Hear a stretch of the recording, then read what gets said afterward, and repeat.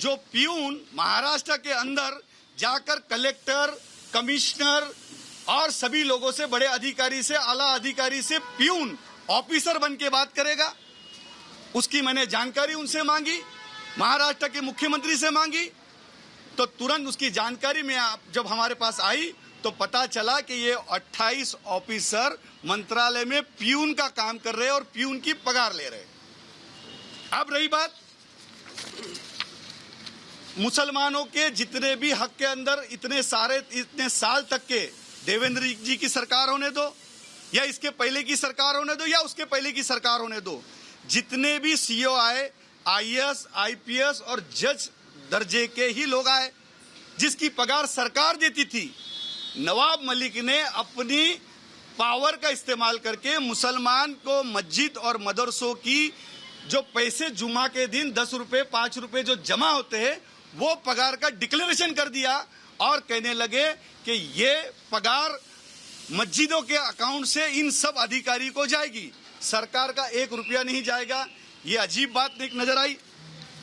दूसरी, सबसे पहला इनको अपॉइंट इन्होंने किया, अपॉइंट करने के बाद पहला घोटाला उन्होंने मुमरा में जुम्मा मस्जिद में कर दिया, जिस मस्जिद को सुप्रीम कोर्ट का ऑर्डर है कि ये जगह कभी भी कोई भी किसी भी ट्रस्टी के बिगर किसी को भी भाड़े पे ही नहीं दे सकता।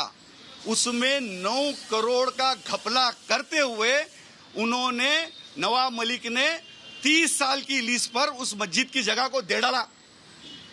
उस मीटिंग के अंदर 9 जो बोर्ड के अधिकारी होना चाहिए था वो एक भी अधिकारी नहीं था। उसमें एक बोर्ड का मेंबर वहां था जिसका नाम था खालिद बाबू कुरैशी।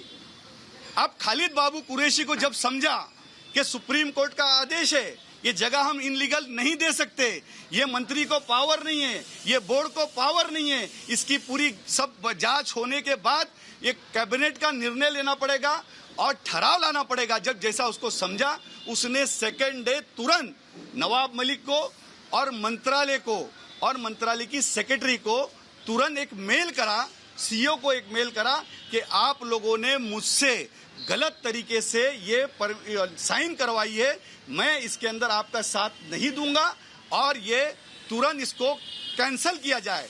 लेकिन फिर भी ये भ्रष्ट मंत्री ने मुसलमानों की जमीन पे हाथ मारकर उसको ऑर्डर को पारित करके उस जमीन को लीज पर देने का काम कर दिया। तो ऐसा है नकली नवाब। अब दूसरी बात उन्होंने कर दी कि कल्याण के अंदर मजलिसे मुशर्रीन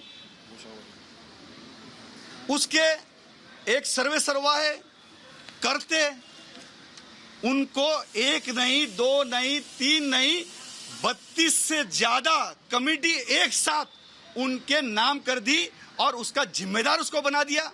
तो ये अधिकार नवाब मलिक जी आपको किसने दिया? फिर आया पूना का मामला। अब जब पूना के मामले के अंदर एक इसी तरीके का पूना जैसा 9 करोड़ का घपला देवेंद्र जी की सरकार के वक्त ऐसा ही मामला आया था, तो उस वक्त के ऊपर सीईओ पे, डिप्टी सीईओ पर और उस वक्त के वक्फ बोर्ड के वकील पर पटेल, उसके ऊपर एफआईआर हुई थी। वो आज भी फिर रहे। वही तरीके का मामला पूना में जब आया, जैसी पता चला कि 1-2 करोड़ रुपए ट्रस्ट से अकाउंट मलिक साहब के बड़े चाहने वाले उनके अकाउंट में ट्रांसफर किया गया, ये पठान साहब ने तुरंत आके मलिक साहब को कहा, मंत्री महोदय पूना के लोगों को पता चल गया है, ये कैसा अब 9 करोड़ ट्रांसफर करेंगे, इसमें से 2 करोड़ रुपए अब किस तरीके से हम लेंगे। तो जैसे ही पता चला उन्होंने कहा कि तुरंत उस पैसे को वापस अकाउंट में ट्रांसफर कर दो। वही पैसा वापस में अकाउंट में ट्रांसफर होता है। फिर यही नवाब मलिक पूना के सीपी को फोन करते हैं और सीपी को फोन करके कहते हैं कि तुरंत उन लोगों के ऊपर गुनाह दाखिल कर दो। लेकिन ये नहीं कहते कि जिसकी साइन हुई थी पठान की, सीईओ की, उनके ऊपर गुनाह दाखिल करो। हमारी ईडी से यही मांग है कि उसकी सकोल चौकसी करो, उसके सीडीआर निकालो किस किस लोग कहाँ मंत्रालय में मीटिंग हुई थी, किसके बोलने पे वो 2 करोड़ रुपए ट्रांसफर हुए थे, और जिसके अकाउंट में ट्रांसफर 2 करोड़ रुपए थे वो कौन था, किसका आदमी था, किसके जरिए बोल रहा था, और क्या ये पूरा फर्जीवाड़ा चल रहा था उनकी भाषा के अंदर।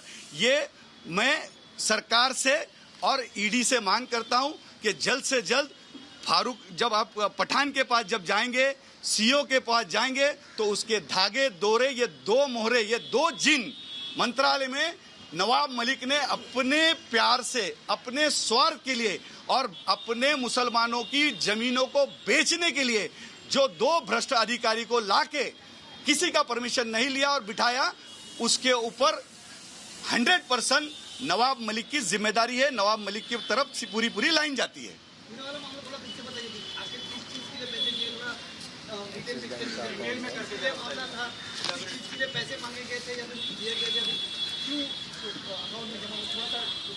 पुणे वाला मामला ये ऐसा इस तरीके का था कि एक ट्रस्ट के अंदर जब पैसे आए 9 करोड़ रुपए जब जो संस्था के अंदर आए, और संस्था के अंदर जब पैसे आते हैं, जैसे कि कभी कोई रास्ते में जगह चली गई, कोई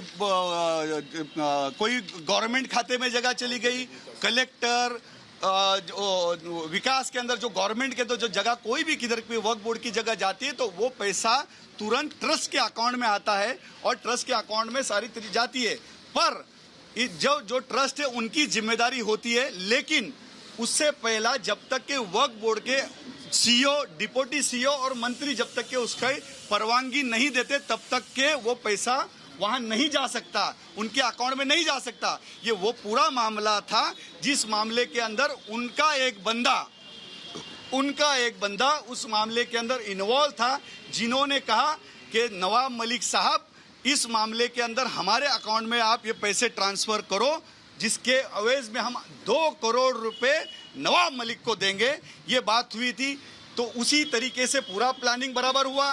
पर 2 करोड़ रुपए आने के बाद जब पूना के कुछ जो लोग थे वक्फ बोर्ड पे, जिनका ध्यान था, जो जागरूक लोग थे, मुंबई के कुछ जागरूक लोग थे, जिन लोगों ने जो इस बात को जैसे ही आवाज उठी, बवाल जैसा हुआ, तो तुरंत डिप्टी सीईओ और सीईओ नवाब मलिक से जाके मिलते हैं और उनको कहते हैं कि मामला बाहर चला गया, ये मामला मीडिया में चला गया, ये मामला लोगों तक चला गया।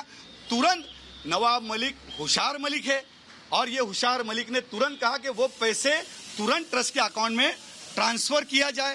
ट्रांसफर जैसे ही पैसे होते, उसके बाद यही मंत्री पुलिस कमिश्नर को फोन करते हैं, अल्पसंख्यक मंत्री होशियारी से फोन करते हैं कि जिन जिन लोगों ने ये किया है उसके ऊपर तुरंत गुनाह दाखिल करो। लेकिन ये नहीं बोलते जिनकी साइन के ऊपर ये पैसा निकला है, जिनकी साइन के ऊपर ये पैसा अकाउंट से ट्रांसफर दूसरे अकाउंट में हुआ है, वो भी उतने बड़े जिम्मेदार, उनके कसूरवार है। और उनसे बड़े सीईओ और डिप्टी सीईओ से बड़े कसूरवार महाराष्ट्र के अल्पसंख्यक मंत्री है, नवाब मलिक है, जिनके हाथ में ये खाता है। उनके ऊपर ध्यान होना चाहिए। ये सारी बातें, ये चीजें, फिर उससे बड़ा एक ऐसा उन्होंने कांड कर दिया कि वक्फ बोर्ड की जमीन जो मुसलमानों की है, उसके ऊपर उन्होंने ना हरकत प्रमाण पत्र दे दिया कि ये जमीन वक्फ बोर्ड की नहीं है। इस तरीके का काम उन्होंने किया। फिर उसके ऊपर वो पलट गए कि नहीं ये जमीन हमारी है। तो कहीं ना कहीं नवाब मलिक का ध्यान अल्पसंख्यक समाज के ऊपर नहीं है, सिर्फ उनका पूरा ध्यान अल्पसंख्यक समाजों की मस्जिद की जगह, उनकी जगह को लीगल, जो जगह को इनलीगल कराना, इनका एक धंधा ऐसा शुरू है। तीनों का, नवाब मलिक, सीईओ और डिप्टी सीईओ पठान, इन तीनों का एक मिली भगत जो चल रही है मंत्रालय के अंदर, के सारे बिल्डरों को ये फोन करते हैं और कहते हैं कि आप हमको करोड़ों की जमीन, जिस जमीन की कीमत 100 करोड़ रुपए है, उस जमीन को हम 25 करोड़ में आपको दे देंगे और आपको एक सर्टिफिकेट दे देंगे कि ये वक्फ बोर्ड की जमीन नहीं है। इस तरीके का हम डिक्लेरेशन, एक सर्टिफिकेट दे देंगे, ना हरकत प्रमाण पत्र दे देंगे। तो बिल्डर उनके पास चला जाता है, ताबड़तोड़ इनके एक एजेंट बने हुए, वो एजेंट जाकर बिल्कुल सामने खड़े रहकर कहते और अगर जो ट्रस्टी जब जाते हैं, वो जो ट्रस्टी अगर जाते हैं तो उन ट्रस्टी को कहते हैं कि नहीं नहीं उस कमेटी की प्रॉब्लम है, दूसरी कमेटी जब जाती है तो बताइए इस कमेटी की प्रॉब्लम है, और दोनों कमेटी को जब प्रॉब्लम बताते हैं और फिर ये पठान जिसकी इंक्वायरी सीबीआई कर रही है उस पठान की सामने जाके बैठ के बात करते हैं कि मैं सीओ से बात करता हूं, सीओ कहते हैं कि मैं नवाब मलिक मंत्री जी से बात करता हूं, और जो मोटा पैसा देगा उसके लिए उसके फेवर के अंदर वो ऑर्डर नवाब मलिक देने का काम करते हैं। ये सब बात तो हुई अल्पसंख्यक समाज के भ्रष्टाचार की। मैं आपको कहानी इस तरीके से बताऊंगा कि जिस तरीके से ये पूरे महाराष्ट्र भर के अंदर नवाब मलिक अल्पसंख्यक समाज की जमीनों को लीज पर देने का काम कर रहे, गोडाउन बनाने का काम कर रहे, अपने भंगार वाले रिश्तेदारों को देने का काम कर रहे, अपने रिश्ते से जुड़े हुए लोगों को देने का काम कर रहे। ये लिस्ट, मेरा सवाल है कि ये दोनों जो अधिकारी इनलीगल क्लार्क को डिप्टी सीओ आपने किससे पूछ के बनाया? हमें उसका जवाब चाहिए। एक रिटायर ऑफिसर को, अनीश शेख को, जो घटना में जीआर में कहीं पे भी बैठता नहीं है, किस तरीके से आपने उसको अपने स्वार्थ के लिए किसी से बिगैर पूछे आपने उसको सीईओ कैसा बनाया? इसका जवाब हमसे चाहिए। आपने कहा कि 30,000 वक्फ बोर्ड के रजिस्ट्रेशन हमारे पास किए गए। नवाब मलिक साहब, मैं आपसे कहूंगा 30,000 लोगों में से 25,000 लोगों की तकरार अल्पसंख्यक आयोग में मेरे पास आई। 25,000 लोगों ने कंप्लेंट दिया कि हमारे साथ गलत हो रहा है, हमारे जमीनों को बेचा जा रहा है, हमारी जमीनों को इनलीगल बोलकर बिल्डरों को दिया जा रहा है। ये कुछ जगह पे हमारे बुजुर्गों की, मस्जिदों की, मदरसों की, दरगाहों की जो जमीन है, ईदगाह की जमीन है, उसके ऊपर गाले बना के बेचे जा रहे हैं।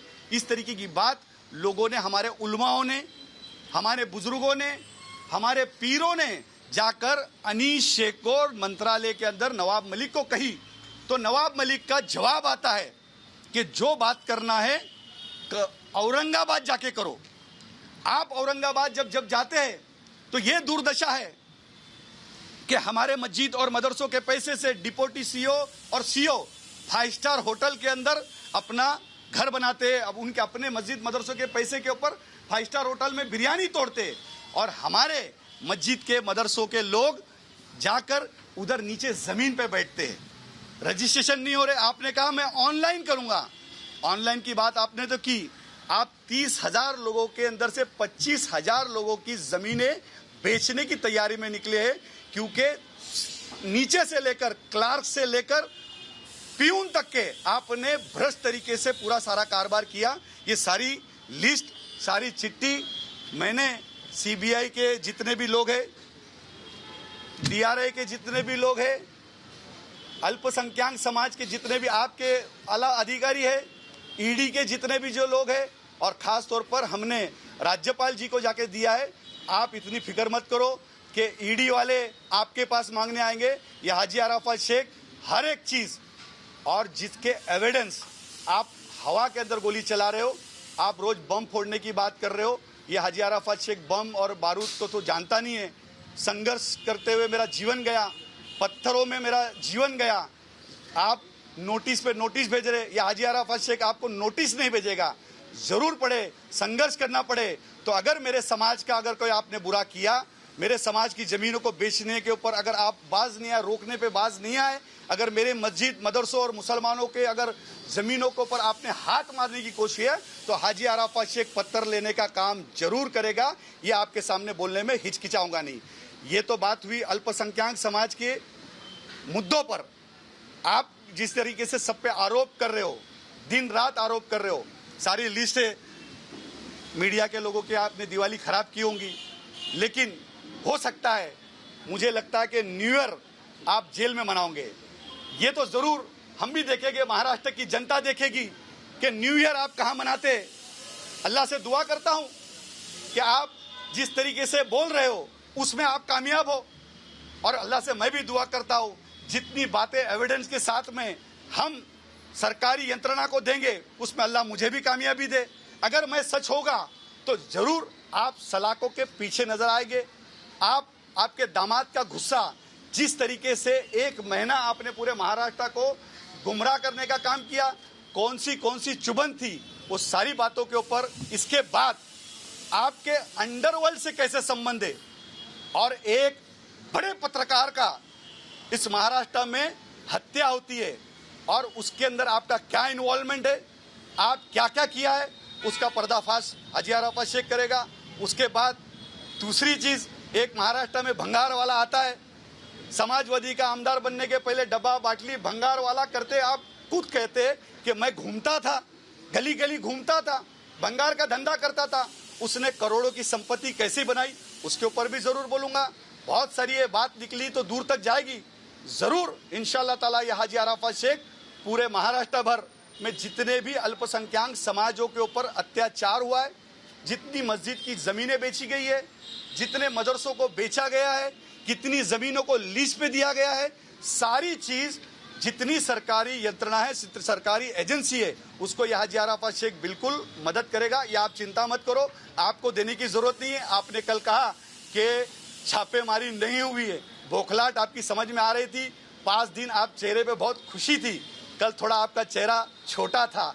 आप टेंशन मत लो, हम दोनों पड़ोसी है, मेरा हक बनता है, कुछ ना कुछ आपने जो अच्छा काम किया है तो उधर सरकार तक के वो सारे अच्छे काम जो महाराष्ट्र के मुसलमानों को धोखा देने का आपने जो काम किया है, कितना महाराष्ट्र के फर्जीवाड़ा आपने क्या क्या किया है, आपका जीवन कसाईवाड़े में शुरू हुआ, वो सारी बातें बिल्कुल कसाईवाड़े से लेके फर्जीवाड़ा तक के हाजी अराफत शेख जरूर कहेगा।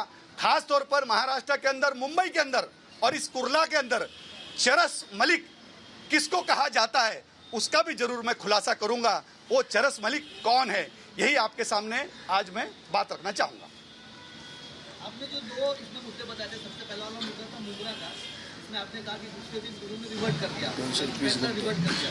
फिर आपने दूसरा मुद्दा बताया पुणे का, पुणे में भी आपने कहा कि वो पैसे वापस लेंगे।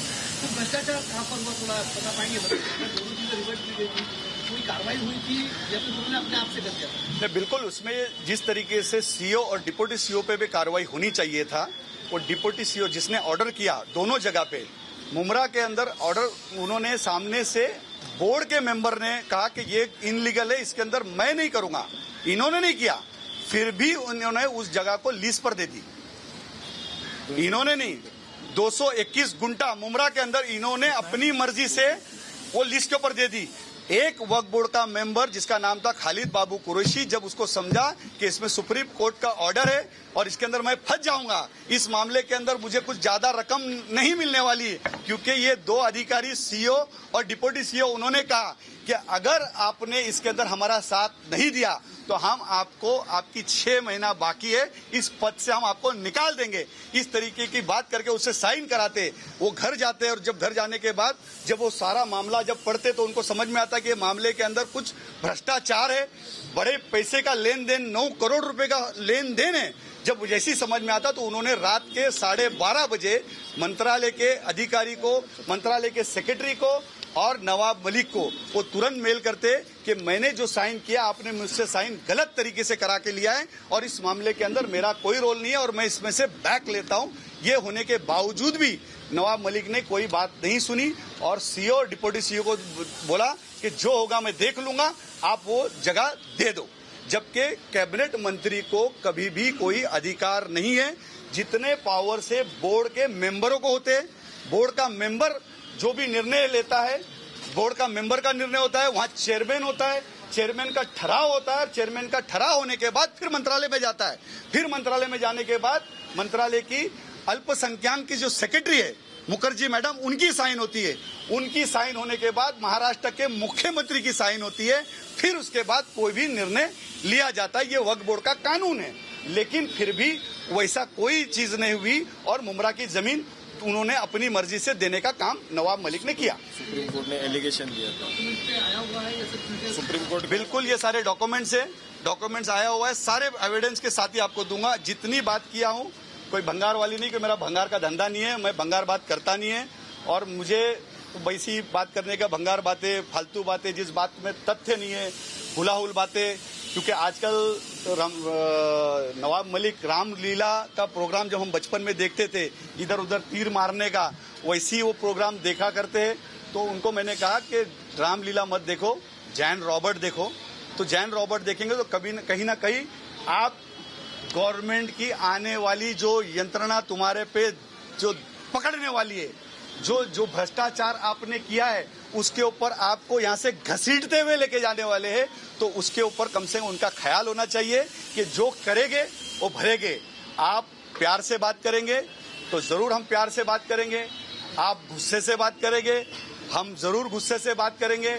आप मीडिया में बात करेंगे या हाजी अराफात शेख मीडिया में बात करेंगे, आप भ्रष्टाचार करोगे, भ्रष्टाचार को उजागर करने का यह भी हाजी अराफात शेख पूरी तरीके से, ये महाराष्ट्र का भूमिपुत्र हाजी अराफात शेख जरूर करेगा।